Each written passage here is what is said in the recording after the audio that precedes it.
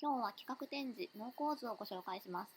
江戸時代のさまざまな美術資料を展示しました。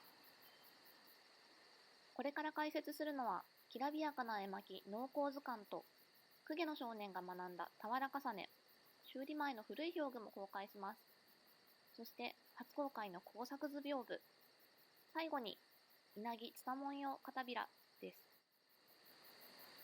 まずは少年公家の教科書、俵重ねからご覧ください。上下巻合わせて12の場面がありますが、展示替えをしたものの公開できなかった下巻第7弾目から見てみましょう。初夏の田植えの苦労や農民が歌う田歌の面白みが語られます。一粒万倍と歌うものもあり、今も暦や宝くじ売り場で目にする言葉が農耕に由来することがわかります。続く第8弾では真夏の水不足、古今東西の雨乞いについて語られ、雨乞い踊りの絵や灌漑の重労働が描かれます。龍骨車や振り鶴瓶の描写も面白いですね。言葉書きには天皇の治世など公家に向けた言葉が並びます。この絵巻は年貢を納める農民の暮らしや苦労を知って良い政治に生かすための絵、灌漑画なのです。また漢字が優しいので少年用だと言われています。真夏の草取りの場面などを経てようやく迎えた実りの季節、村人たちが歓声を上げて見に来ています。収穫後も仕事は続き、脱穀し、さまざまな道具でもみをすって玄米にし、それを編んだ俵に詰めるなど、多くの工程を経て蔵に俵を収めます。タイトルの俵重ねとは、蔵に俵が積み重なる大豊作を意味します。よろずの宝にも勝る幸福の象徴だったんですね。こちらは俵重ねの昔の表具、初めて公開します。ご覧の通り長さを調節できる軸木が使われています。明治頃のものかもしれません。作品タイトルのほか、中村という名も見えます。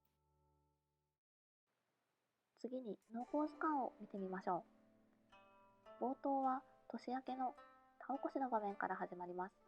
日本にはいない水牛が描かれ、中国絵画の影響が伺えます。また、登場人物の服装や髪型、家の中の調度品も中国風に描かれています。きらびやかですね。一方で女性が田植えをするなど日本の農村風景も見られます。真夏の草取りなど俵重ねにはあった労働風景が省略され、下巻には収穫以降が描かれます。瓦葺きと草葺きが混在するなど現実離れした表現も見られます。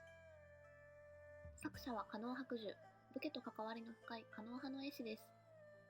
金箔や金砂子をふんだんに使った農耕図鑑は寛解画でありながら珍しい風俗を楽しむ鑑賞画の側面もあったのでしょう。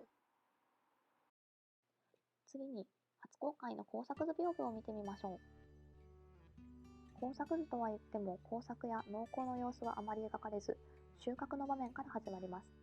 脱穀やもみすりなどの作業も描かれますが、おそらく描きたいのは農耕という労働ではなく、収穫後の喜びなのでしょう。俵重ねや農耕図鑑にはなかった宴会の様子なども描かれています。拙い表現もありますが、人々の顔つきは和やかで幸せに満ちており、豊かな実りを願う吉祥画として重用されていたと思われます。それでは最後に稲城蔦文様片びらをご紹介しましょう。墨で絵を描き、ところどころに刺繍を施しています。すりひったという手間のかかる技法も見られます。